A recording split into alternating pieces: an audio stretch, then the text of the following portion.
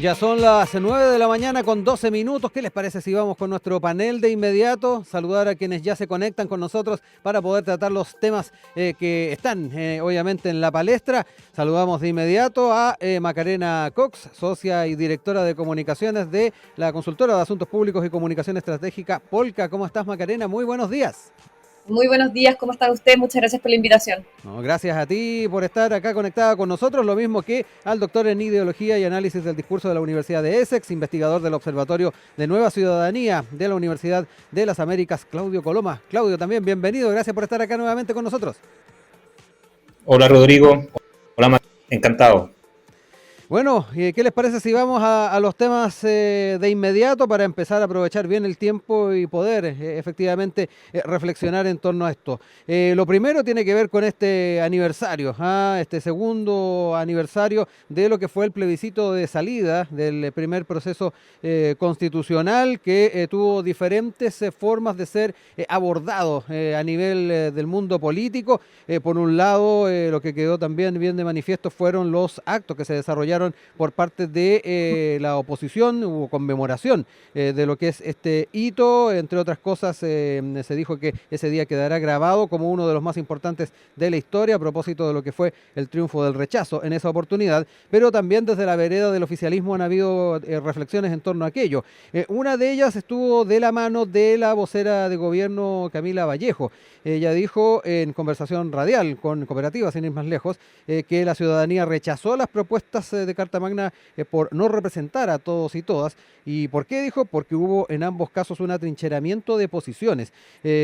Por lo que a su juicio es importante hacer ese análisis, algo que el gobierno y el presidente han dicho, porque eso nos permite dilucidar cómo avanzar en los cambios en esta línea. Aseguró que la gente sigue queriendo cambios, sería una total ceguera sostener que esos dos rechazos significa que la gente no quiere cambios. Es parte de lo señalado y que en muchos aspectos fue también recogido por algunos dirigentes del oficialismo. El día de ayer el presidente del PC, Lautaro Carmona, manifestó que está pendiente de recoger las banderas que marcó la movilización de octubre hacia adelante en lo que se sistematizó en el Estado Social y Democrático de Derecho. Eso está vigente, el pueblo quiere cambios, pero quiere vivirlos con un proceso que contemple la integración de todo y que vaya en la perspectiva de la progresividad. Por otro lado, también la senadora y presidenta del PS, Paulina Bodanovich, dijo que era un proceso constituyente que terminó con un porcentaje alto de rechazo de la población porque no le hicieron sentido las medidas que se impulsaban en ese proyecto constitucional. Pero eso no significa que la gente no haya querido que haya un cambio de la Constitución. Son las bajadas que se están haciendo a propósito de este aniversario y ahí también en varios aspectos se recuerda los acuerdos que se han estado firmando en torno y particularmente a fines del año pasado por parte de los partidos del oficialismo de comprometerse a no realizar un nuevo proceso constituyente. De ahí la gran pregunta que sigue surgiendo respecto a esas demandas, ¿cómo se van canalizando? Quiero dejar cada uno de estos temas sobre la mesa para que empecemos a conversar. Macarena, parto contigo para que me cuentes un poquito cómo ha estado siguiendo particularmente estas visiones y cómo se ha estado proyectando también el debate. Sí, yo creo que es una fecha que no se va a olvidar, que no se puede olvidar. La constitución que rechazó Chile el 4 de septiembre del 2022 fue la constitución del octubrismo. Estamos hablando de un proyecto que fue impulsado desde el estallido social, con toda esta promesa de refundar Chile bajo principios que son radicalmente distintos a lo que son nuestras tradiciones, ¿no es cierto? Era una propuesta que distorsionaba nuestra identidad y que comprometía también el futuro de nuestro país. Fue un proyecto que generó muchas divisiones, mucho miedo. Y ojo que este rechazo que nosotros vivimos en esa fecha no fue solo contra este texto que obviamente se consideraba por algunos sectores abiertamente partisano, sino que fue también un rechazo rotundo a todo lo que fue la violencia y toda la polarización que marcó este proceso en su conjunto. Recordemos que la ciudadanía había aprobado originalmente lo que era un deseo de avanzar en cambios que eran necesarios, pero desde el diálogo, la reforma, la estabilidad. Y la izquierda más extrema utilizó este proceso para imponer, en el fondo, una mirada que era bien minoritaria sobre nuestra democracia y sobre nuestra institucionalidad. Y este texto, recordemos también que tenía serias deficiencias. Por ejemplo, todo lo que venía en materias de seguridad. Estaba todo este tema de la eliminación del estado de emergencia, lo que finalmente debilitaba la capacidad del Estado para actuar frente a crisis como las del crimen organizado. todo lo que es el tema de la violencia en la macrozona sur y claro, es absolutamente necesario que en una constitución se contemplen mecanismos como el estado de emergencia para que el Estado pueda finalmente responder eficazmente a situaciones excepcionales de seguridad y no incluirlo en la constitución generaba incertidumbre sobre cuáles iban a ser las herramientas que iba a tener el gobierno para poder utilizar en casos de crisis. También estaba todo este tema de que reducía la fuerza de seguridad, limitando algunas materias de carabinero y las Fuerzas Armadas, lo que en el fondo se criticaba que era su misión de proteger a los ciudadanos. Pero también se sumaba todo este tema de la falta de políticas migratorias que fueran efectivas para enfrentar toda esta inmigración ilegal que ha estado ingresando al país en los últimos años. Y obviamente que eso habría agravado también lo que es la seguridad en las fronteras y la regulación de la migración en su sentido más amplio, tiene que ver con la soberanía del país y la protección de nuestras fronteras, por lo que es un tema que debe abordarse originalmente desde la Constitución, estableciendo como en el fondo lo que sean los límites para el ingreso y el control, obviamente. Es importante entender que la Constitución debe establecer un marco general y las bases, en el fondo, que nos van a permitir asegurar la protección de los ciudadanos y la soberanía, ¿cierto? Sin dejar, obviamente, temas únicamente a la regulación de leyes específicas. También recordemos que durante todo este proceso de la convención se propuso eliminar el Senado, lo que implicaba obviamente la pérdida de una cámara que es la cámara revisora clave en el sistema legislativo. Sin un Senado hay menos control, hay menos equilibrio, y esto habría generado obviamente un riesgo en las decisiones que se habían tomado de manera unilateral, sin una debida supervisión. Y ya para ir cerrando, recordemos también, obviamente, todo este asunto en la atribución para los pueblos indígenas, recordemos la justicia indígena, el tema de los cupos reservados. Todo esto generó mucha preocupación e incertidumbre sobre un posible desequilibrio en la representación, en la distribución de los poderes. Entonces, al final, son propuestas que fueron reflejando como un intento de rediseñar significativamente el marco institucional y legislativo de nuestro país que fueron provocando el rechazo. Y sí, como dijo la ministra Vallejo, los chilenos quieren cambio. Chile merece transformaciones, pero para eso existe una institucionalidad que hay que proteger y respetar siempre. Nadie quiere una refundación, eso quedó completamente demostrado y debemos trabajar en conjunto, obviamente, para no volver a vivir algo así. Voy contigo ahora, Claudio, para entrar también en tu visión respecto a lo que es esta conmemoración o particularmente las reflexiones que surgieron de estos 2 años de ese plebiscito, pero obviamente también los contrapuntos que quieras hacer a lo planteado por Macarena. Primero, saber si me escuchan bien. Sí, te escuchamos. Sí. Súper. Sí, o sea, diciendo que se le ve un fracaso, me parece penoso y lamentable. Me parece de una pobreza intelectual y moral que es la situación de la transformación, el cambio institucional de Chile es y va a seguir siendo una cuestión de necesidad que debemos tomar de una manera bastante seria. Si yo les he visto en diferentes ediciones. O sea, si yo miro a Chile desde Vitacura, naturalmente que todo va bien. Pero desde las compañías, desde la Pintana, la Claudio, situación, Claudio, sí, te ¿sí? escuchamos un poquito entrecortado, así que vamos a tratar de mejorar el contacto de alguna manera. Vamos a ver también si podemos mantener la imagen y tal vez llamarte por teléfono para mejorar el audio, porque te estamos viendo, pero el audio lo estamos teniendo entrecortado, así que vamos a tratar de ir mejorando entonces esa comunicación para ir también conociendo un poco lo que es tu visión, efectivamente, de lo que es este aniversario. Ya estabas dando cuenta de algunas visiones, pero no las habíamos podido comprender bien a propósito propósito de que estábamos recibiendo un poco entrecortado justamente ese contacto. Así que vamos a tratar ahí de mejorar aquello. Ahí me van a estar avisando entonces desde la producción si podemos entonces tener una mejor recepción de lo que es los puntos de vista que está realizando Claudio Coloma. Por lo pronto les recuerdo, estamos con Claudio Coloma, doctora en Ideología y Análisis de Discurso de la Universidad de Essex, investigador del Observatorio de Nueva Ciudadanía de la Universidad de las Américas, y también con Macarena Cox, socia y directora de Comunicaciones de la Consultora de Asuntos Públicos y Comunicación Estratégica Polka. Mientras mejoramos eso, Macarena, voy a volver brevemente contigo porque dentro de lo que señalaba la vocera de gobierno, obviamente aludía a lo que pasó hace 2 años atrás, pero también daba cuenta de ambos procesos constitucionales, también la segunda experiencia a la hora de hablar de atrincheramiento de posiciones. Cuéntame un poquito también cómo lo ves en perspectiva, a propósito de que son varios actores políticos que han hablado de estas dos experiencias de carácter constitucional. Sí, solo para hacer un punto también, me parece que Claudio tampoco escuchaba bien tampoco, yo no sé si cuando él hablaba de fracaso intelectual se refería a mis argumentos o se refería a los dichos que han surgido desde distintos sectores del oficialismo y de la oposición, pero sí me gustaría aclarar que ese tipo de argumentos que al final no tienen contenido, tienden a ser a decir mucho de una forma de dialogar de ciertos sectores, sobre todo de ciertos sectores de izquierda, que al final terminan minando cualquier tipo de avance, cualquier tipo de colaboración en conjunto. Yo creo que cuando uno en el fondo forma parte de un panel, tiene que hablar desde el contenido y desde las ideas y no tratando de atacar gratuitamente al que piensa distinto.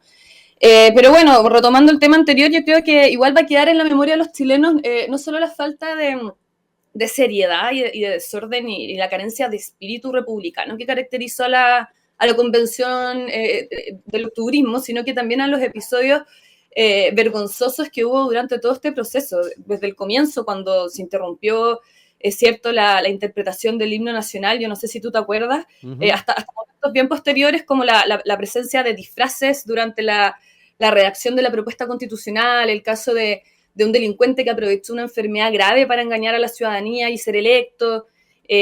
También recordarán ustedes situaciones como estos convencionales que votaban desde la ducha, justificaciones de agresiones sufridas por colegas que pensaban distinto, que es algo bien, bien común que se ve en esos sectores. Entonces, y hay varios más, pero recordemos que estos episodios vergonzosos no solamente limitaron al ámbito del ex Congreso Nacional, porque durante la campaña del apruebo fuimos testigos de cómo un grupo de personas utilizó nuestra bandera nacional, ¿cierto?, en un acto que fue bien cuestionado, bien grotesco, que fue completamente vulgar, que yo creo que va a quedar grabado en la memoria de todo nuestro país, y por razones como esa es que se dio vida a este rotundo triunfo del rechazo y va a quedar en la historia de Chile como una demostración del sentido común, de la sabiduría por parte de la mayoría de los chilenos que se opusieron a ideas que los habían llevado al borde del precipicio. Sí. Y hoy, gracias a esa decisión, se ha fortalecido el Estado de Derecho y la separación, obviamente, de los poderes de nuestro país. La estabilidad institucional y democrática también ha ganado mayor solidez. Tenemos una nación que está dejando este separatismo más atrás. El gobierno hoy día está fomentando, obviamente, todas estas mesas de diálogo y hay que expresar, obviamente, el reconocimiento de todos los chilenos que participaron en este momento significativo. Retomamos la comunicación ahora con Claudio. Esperemos que nos funcione mejor que en la conexión anterior. Te estamos escuchando, te estamos viendo. Te vuelvo a dar la palabra para que vuelvas a retomar los puntos que planteabas. Ahí también antes Macarena nos daba cuenta o nos preguntaba más que nada el enfoque en el que estabas haciendo también tu crítica respecto a si eran los puntos que había planteado ella o en general lo que se estaba señalando por parte de la oposición. Eso es lo primero que nos señalaba antes de volver contigo. Sí, alcancé a escuchar algo de Macarena. Mira, reafirmo lo que estaba planteando. En primer lugar, celebrar un fracaso me parece lamentable. Me parece de una pobreza intelectual y moral indescriptible. En ese análisis o en esa crítica, sí, definitivamente incluyo las palabras de Macarena. Pero Macarena no es la autora de ese discurso. Ese discurso y Macarena suena como una portavoz, yo diría de carácter inconsciente, tal vez a estas alturas, de un discurso más global o una construcción simbólica que la derecha instaló desde el primer momento en que se estableció el proceso constituyente, la primera vuelta, el primer proceso, y que naturalmente lo fue construyendo hasta que logró imponerse políticamente de manera legítima, y ese discurso y ese campo simbólico ha sido capaz de mantenerlo hasta el día de hoy y que incluso ha tratado de sedimentarlo con esta suerte de aniversario de un fracaso. Eso no obsta para que, usando mi libertad de expresión, pueda decir que a mí me parece lamentable, honestamente, que se celebre un fracaso. Porque aquí no estamos hablando de cualquier cosa, no estamos hablando de no clasificar al Mundial de fútbol. Estamos hablando del destino del país, estamos hablando de una situación actual en la que la población, la mayoría de la población vive en situaciones totalmente lamentables. Ahora, quisiera aclarar un punto. Naturalmente que desde la condición privilegiada de Macarena o la mía, hablar sobre transformar las condiciones institucionales y normativas que regulan nuestra cooperación es difícil y es inimaginable. Es muy difícil pensar en eso si yo vivo en Las Condes, Vitacura, Ñuñoa. A mí me preocupa, y el cambio donde se necesita es en la vasta mayoría del territorio nacional, en donde las condiciones de vida, el acceso a la educación, el acceso a las pensiones, etcétera, son de muy difícil acceso. Las condiciones de desigualdad son muy altas. Ahora, ¿es necesario establecer un cambio constitucional o mejorar las condiciones de vida de la mayoría de la población? ¿Depende de un cambio constitucional? A mí me parece que no necesariamente. Lo que se necesita es establecer nuevos patrones normativos, nuevos cambios en las reglas del juego, nuevos contrapesos para poder mejorar las condiciones de vida, elevar el nivel de bienestar de la población. No necesitamos un cambio constitucional necesariamente. Sin embargo, la derecha o la posición a la cual representa Macarena se opone tanto a un cambio constitucional como a reformas profundas que mejoren el nivel de bienestar de la mayoría de la población. Se ha negado a ello a lo largo de la historia de nuestra democracia reciente. Muestra de ello es la reforma a las pensiones. La reforma a las pensiones, a nivel ideológico, la izquierda sufre una derrota muy grande a manos de la derecha. Nuevamente insisto, es legítimo y es parte del juego político y es parte de una democracia. Pero no podemos negar una derrota a nivel ideológico sobre el tema de las pensiones. La derecha nos vence o le gana a la izquierda en materia ideológica sobre las pensiones. Esto de con mi plata no. Esto de defender el carácter individual de los fondos de pensiones es una cuestión que se implementa técnicamente, pero que tiene un trasfondo ideológico. Mientras la izquierda plantea una solidaridad en la distribución de los fondos de pensiones para que haya mayor equidad para las personas de tercera edad, la gente de derecha insiste en una idea de mantener fondos individuales en donde el que gana más plata obviamente tiene mejores niveles de pensiones en su vejez. Eso, independientemente de los tecnicismos, es una materia. Las AFP pueden seguir funcionando manteniendo los fondos de pensiones. La cuestión a discutir es cómo se distribuyen. Y ahí es donde la izquierda ha sufrido derrota tras derrota, y la cuestión constitucional me parece que bien refleja ese nivel de juego político en el que la derecha ha jugado bastante hábilmente y legítimamente logró su triunfo, pero de ahí a celebrar un fracaso, insisto, a mí no me gusta esa forma de mirar la política y el destino del país. Macarena, ahí te doy pie también para hacer los contrapuntos. De alguna manera también ya habías entrado en aquello luego del fragmento de intervención que tuvimos de Claudio, pero ahí ya entró más en detalle en cada uno de esos temas, diferenció también o planteó particularmente hacia dónde orientaba esta crítica, y además entró en los temas en los cuales a nivel político no se ha podido avanzar y que de una u otra forma también han estado detrás de las grandes demandas desde 2019. Te dejo la palabra. ¿Estás silenciada, Macarena? Parece que... ¿Fui yo? Sí, ahora sí, ¿No? ahora te escucho. Ahora sí. Sí, yo creo que aquí nadie celebra el fracaso del proceso constitucional en sí. Lo que en el fondo se está celebrando, él puede decir que son eslogans, es el sentido común. Y es en el fondo el peligro en el que se estaba metiendo a nuestra democracia por tener a personas que no tenían la capacidad, la capacidad académica, profesional, para, en el fondo, instaurar conceptos en lo que es un texto constitucional, porque para eso existen los expertos constitucionalistas, ¿ya? Lo otro, no es bueno tampoco hablar de privilegios. Yo, por ejemplo, en mi caso personal, yo tuve que trabajar para pagarme los estudios y mi carrera ha sido siempre en base al mérito. Entonces, de nuevo, terminemos con estos argumentos que finalmente nacen como desde el ataque, desde la confrontación, y vayamos al fondo. Yo, de hecho, de Claudio, que es académico, me esperaba, obviamente, que habláramos más de los contenidos del texto que de atacarnos mutuamente, porque encuentro que no tiene mucho sentido. Y lo otro es que, por ejemplo, cuando él pone el tema del caso el tema de las pensiones, recordemos que fue ahora la izquierda, particularmente en el Senado, el senador Coloma, que forma parte de la UDI, el que, ¿cómo se llama?, impulsó un acuerdo con el gobierno que fue reconocido por la ministra Jara para que se pueda avanzar en soluciones de aquí a enero. Pusieron fecha. Aquí en el fondo el tema no es un tema de izquierda y de derecha, es un tema de números, en el fondo de cómo en el fondo va a afectar más el bolsillo individual y cómo en el fondo va a enriquecer más al Estado y en el fondo quién tiene más derechos sobre la plata. Y por eso es que nacen organizaciones como el Comiplata No, que no es una organización de derecha propiamente tal. Es una, ¿cómo se llama? El Comiplata No nace de una organización que es de Bernardo Fontaine, que claro, hoy día puede ser obviamente dentro de los candidatos de la derecha, pero recordemos que fue la iniciativa popular de norma más votada.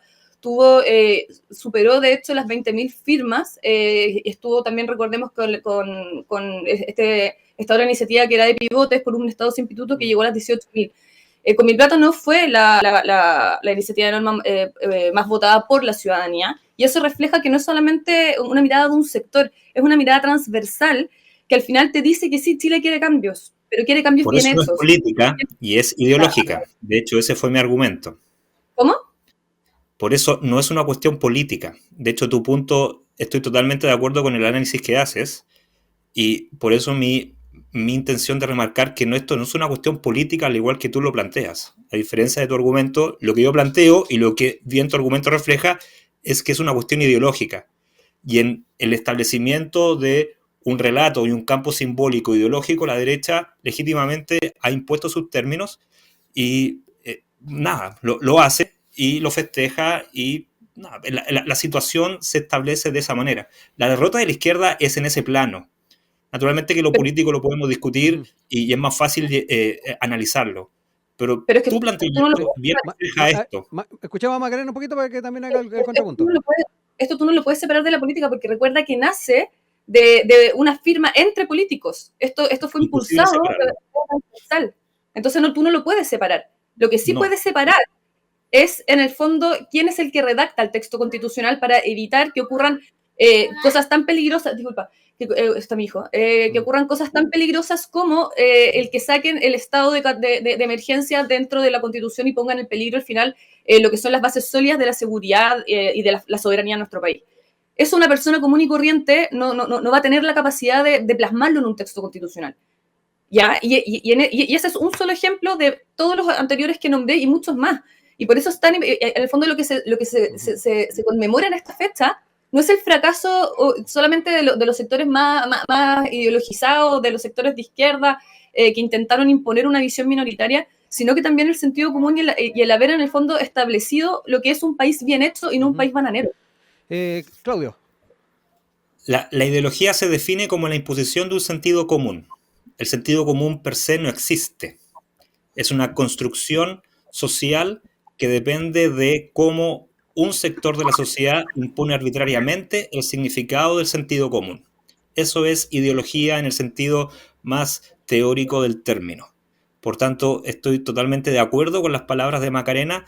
Estoy de acuerdo que no se puede desvincular la política de la ideología. Solamente mi intención es traer al frente el carácter ideológico de esa discusión y que Macarena reproduce muy bien en ese discurso. Insisto, un discurso que Macarena no es la autora.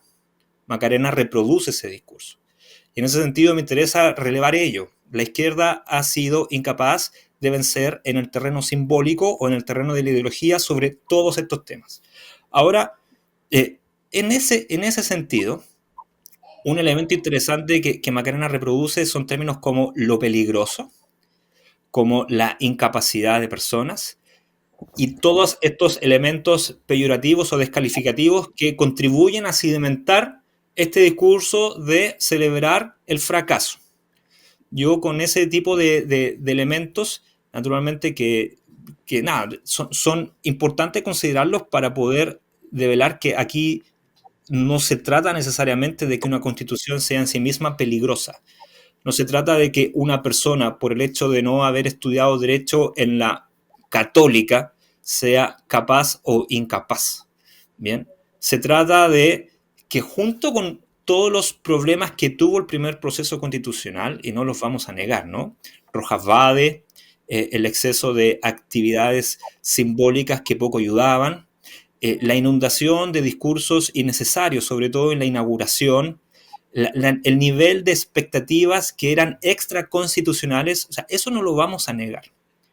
Pero al final del día, al final del proceso, el texto en sí no representaba nada fuera de lo normal, nada fuera de lo común. Era objeto de análisis y estaba siendo observado por una serie de académicos a lo largo del académico occidental. El texto había sido el producto de un trabajo político de consenso entre finalmente quienes lograron imponer sus términos, que fueron los sectores que tendieron hacia el centro. Independientemente de las vociferías y todas estas faramayas que vino desde la extrema izquierda y la derecha, yo no podría restarle méritos a personas como Hernán Larraín o todo el sector del socialismo democrático que estuvo envuelto en pos de, o a Fawaz Chawan, que estuvieron envueltos en tratar de sacar este proceso adelante y que de cierta forma se sacó adelante. Es decir, cuando estamos celebrando el fracaso, también se le está faltando el respeto a la gente de derecha que estuvo, o la gente más moderada que estuvo presente en ese proceso y que hizo su mayor esfuerzo para sacar el mejor texto posible. Hoy día, ¿qué tenemos? Tenemos un país viviendo en una situación de marasmo, en una situación de estancamiento y en una situación que a mi juicio amerita observar con mucho detenimiento, porque las demandas no se han erradicado. El país todavía necesita seguir creciendo y contribuyendo a su desarrollo. A mí lo que me parece peligroso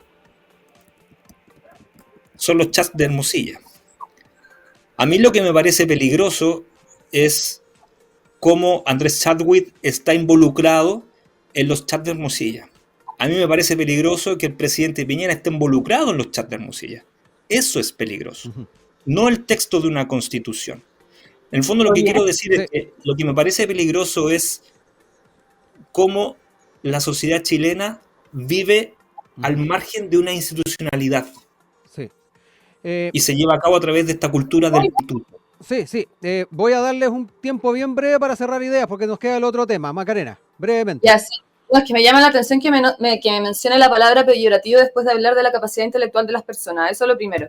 Y sí, reafirmo mis comentarios porque no cualquiera tiene la capacidad de escribir un texto constituyente, porque ocurren estos problemas donde en el fondo cuando uno no entiende el derecho, el sentido del derecho y de los legislativos y de cómo puede afectar en distintas líneas la soberanía del país, la seguridad del país, etcétera, ocurren estos problemas, y para eso existen los expertos constitucionales, porque personas comunes y corrientes como Claudio y como yo no somos capaces de ver desde el derecho cuáles son las dificultades que le pueden generar al país, y por eso en el fondo hubo tanta crítica, ¿ya? Entonces estar en el fondo tratando como de enaltecer a personas que obviamente no entienden en el fondo lo que están escribiendo me parece como un poco fuera de lugar. Y solo para terminar, sí, yo estoy completamente de acuerdo con el tema de los chats de Hermosilla, pero me parece que incluirlo ahora como un argumento dentro de la falta de contenido que ha demostrado Claudio en torno a lo que ha sido el 4 de septiembre,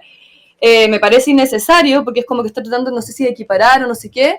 pero recordemos que también está Analía Uriarte, recordemos que esto ha sido algo bastante transversal que ha perjudicado tanto a la izquierda como a la derecha, y que me parece que es algo que se tiene que aclarar y que tiene que caer, caiga quien caiga, porque este tipo de faltas a la transparencia en nuestra institucionalidad son cosas que nadie puede aguantar. Sí, Claudio, brevemente, para poder ir a la pausa y ir al otro tema. Te dejo ahí bien brevemente.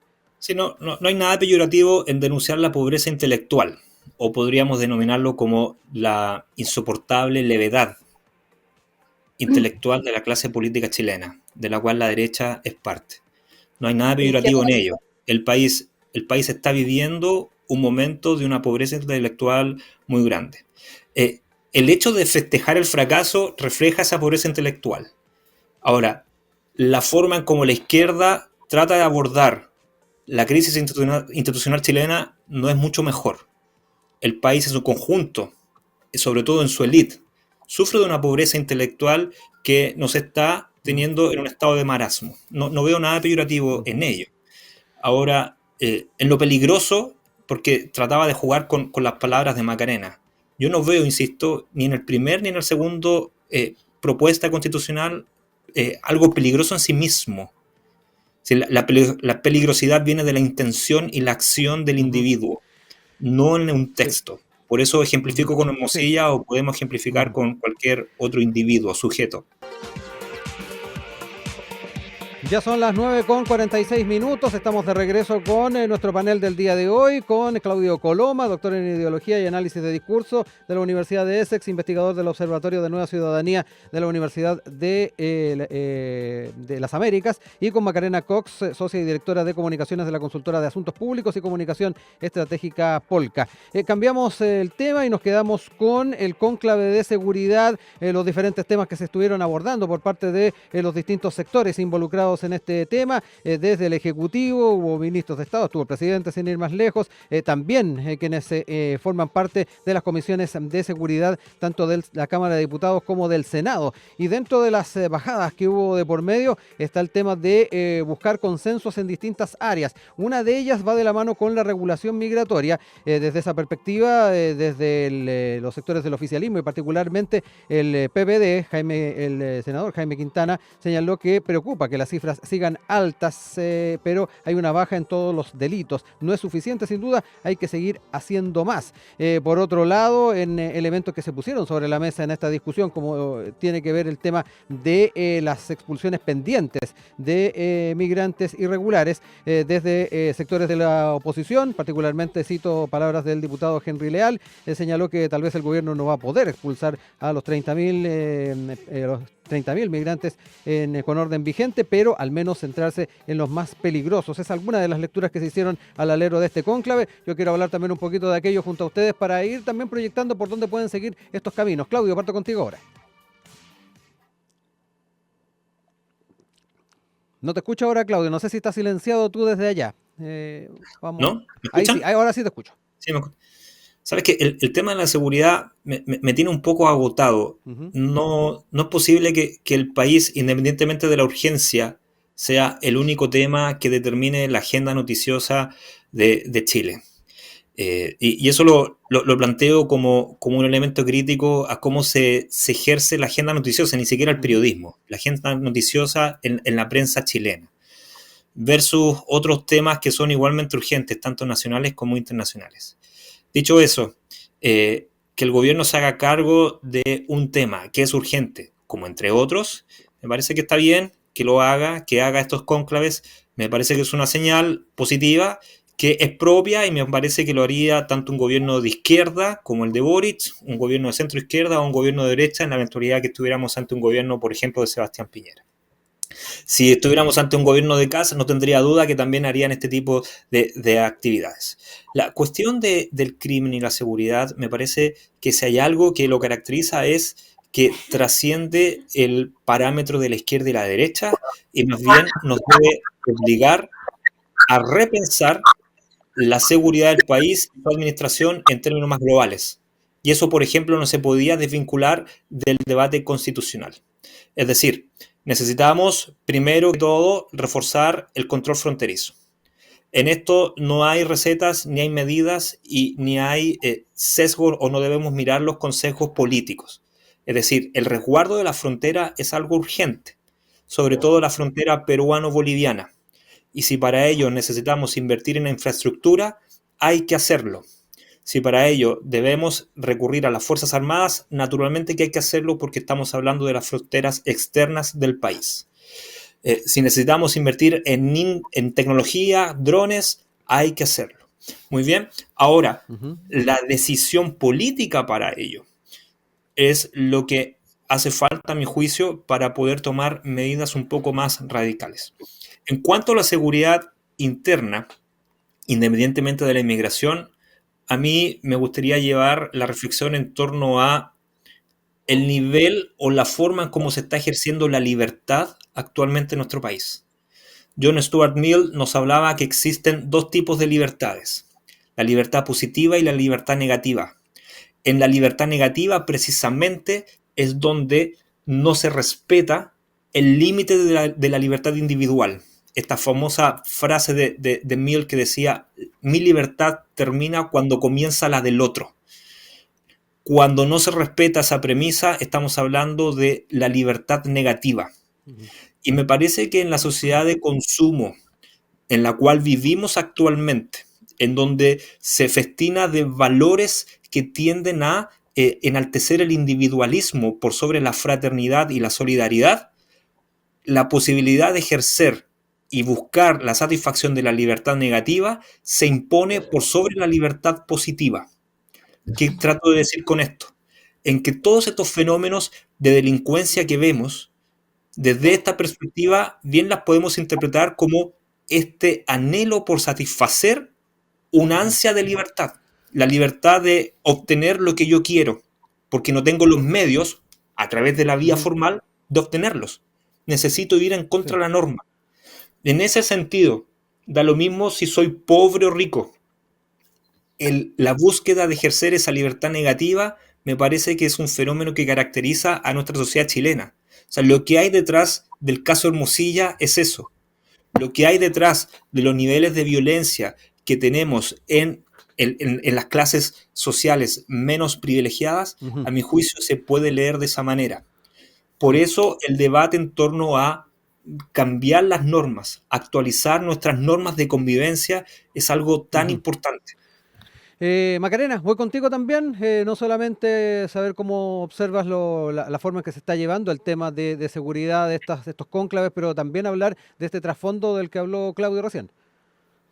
Sí, yo creo que es fundamental que todo el debate de la seguridad trascienda de estas propuestas simbólicas y se enfoque en la implementación de políticas que realmente mejoren la seguridad de las personas. La colaboración, obviamente, entre los sectores políticos diversos y también la sociedad en su conjunto es clave para formular, obviamente, soluciones que fortalezcan la seguridad en todos sus niveles. Y por ese motivo también es una lástima que se hayan restado de esta actividad algunos partidos como republicanos que acusaron cierto un show político, pero también pero por otro lado también debemos recordar que no es la primera vez que el gobierno anuncia mesas de trabajo, agendas de seguridad y con el tiempo no hemos visto seguimientos ni avances. Por ejemplo, en casos puntuales están todos los ejes del Plan Nacional de Seguridad Pública que presentó el presidente en el año 2022 con Isquia Siches. Y también estaba el plan Menos Armas, Más Seguridad, que quedó nada. De hecho, si hoy día uno llama al Ministerio del Interior, te dicen que ese plan no existe, ¿cachai? Hoy, de hecho, lo volvieron a presentar como una de las 5 medidas para afrontar la crisis. Entonces, es importante que todos estos espacios de diálogo se aprovechen como ventanas de oportunidades que nos permitan avanzar al final en lo concreto, también en todo como el eje como intersectorial y no solamente hacer un checklist previo a las elecciones municipales para decirle de alguna manera a las personas que estamos haciendo cosas. Yo creo que dentro también de la conversación, aparte del tema bueno, dentro obviamente del tema migraciones, otro de los momentos claves fue cuando el senador Durana logró establecer un compromiso por parte del presidente para que cualquier proceso de reconducción o negociación por el tema migratorio con Bolivia no sea por Arica. ya que era una de las cosas que al menos regionalmente estaban teniendo bastante impacto. Y esa voluntad de diálogo, porque trasciende que los ministros estaban un poco más tensos que el presidente, pero que el presidente habría mostrado una voluntad de diálogo bastante mayor. Pero lo importante es que esto se traduzca en cosas concretas, porque el problema está radicado en el gobierno, es un tema de gestión, no en el Congreso. Y por lo tanto, bueno, y por lo mismo han tenido que enfrentar distintas críticas por la falta de acción en el fondo a la hora de que, claro, sale el proyecto de ley desde el Congreso, pero ¿cómo lo implementamos? Recordemos, por ejemplo, todo el tema migratorio que se empezó a implementar un año después, como que han habido varias situaciones complejas que han redundado en que al final esto pasa a ser un tema más de gestión que de seguir en el fondo creando y aprobando políticas legislativas en sí. Nos quedan 5 minutos, quiero que aprovechemos ahí para cerrar ideas, 2 minutos para cada uno, Claudio. Agregar un tema a lo que plantea Maca, en términos generales yo estoy de acuerdo con lo que ella sostiene. Solamente agregar un antecedente.